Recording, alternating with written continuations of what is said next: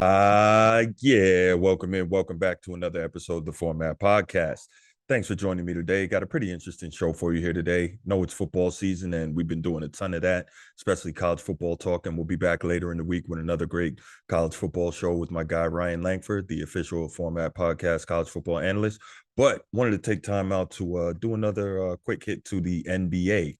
And we're going to talk a little bit of Jrue Holiday headed to the Boston Celtics. But before we get to that, if you haven't already, and you're here on YouTube, please go ahead, click that like, subscribe, and that notification bell so you can be notified whenever new content drops on the channel. If you want the audio only version of the podcast, please hit your search bar in your audio podcast platform, type in the Format Podcast. We should come right up. If you enjoy the content, give us that 5-star review and make sure you leave a comment. It's definitely interesting, and I'm always grateful to interact with the listeners and the viewers. And besides that, it helps us rise in the algorithm. And when we rise in the algorithm, you know what happens. It helps us find more sports fans, helps more sports fans find us. Let's get right to it. All right. So unless you've been under a rock as an NBA fan or even a sports fan, period, last week, you know that the NBA world was shaken basically to the core because Damian Lillard was traded from the Portland Trailblazers to the Milwaukee Bucks, where he will be teaming up with the Greek freak himself, Giannis Antetokounmpo, for the following season, and who knows how long going forward, in an attempt for him to finally win a championship. Dame time and the Greek freak should be a very interesting pairing. Now, what's more interesting than that is, as part of that trade, Jrue Holiday headed to Portland.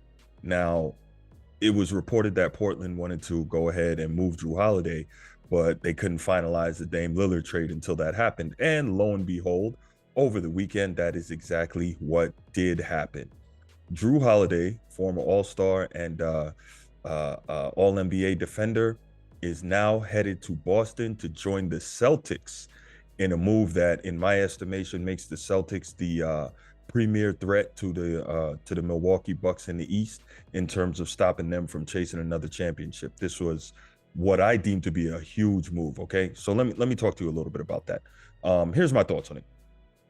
So earlier this past offseason, Marcus Smart, basically the Celtics' heart and soul, former defensive player of the year, their best perimeter defender, and just, they're one of their toughest, grittiest guys, got traded to the Memphis Grizzlies. And so, you lose a guy of that caliber on the perimeter. Now, we know that Jason Tatum can defend. We know that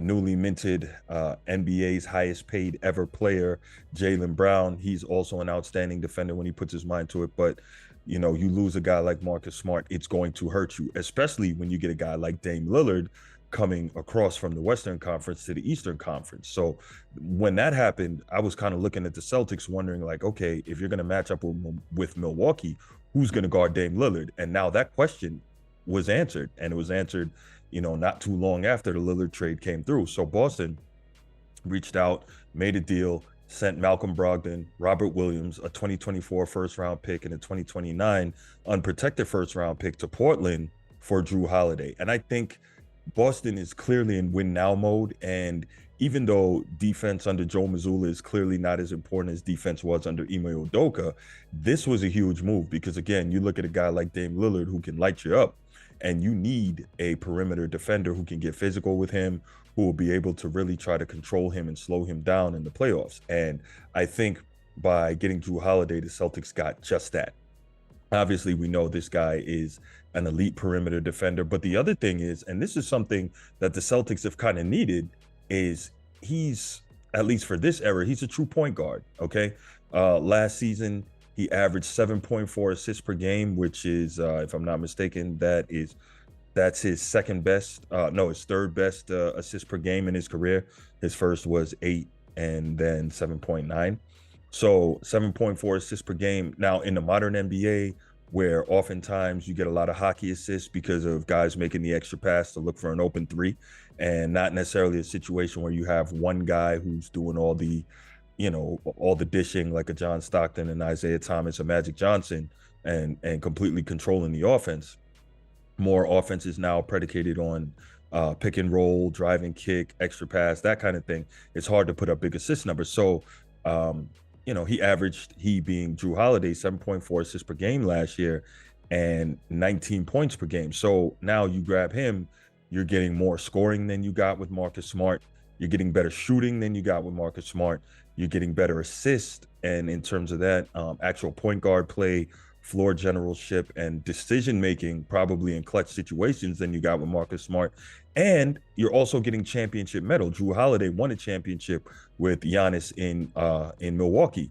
So you're getting a guy that knows what it takes. You're getting a guy that can defend on an extremely high level.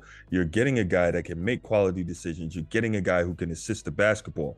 I thought this was an absolutely huge trade and a great move for the Celtics to get him and really possibly give Dame some trouble, because I think, obviously we're looking at it in terms of on paper, and if guys stay healthy, you're probably going to have a situation where the Celtics end up meeting up with the Bucks somewhere in the playoffs after this coming season.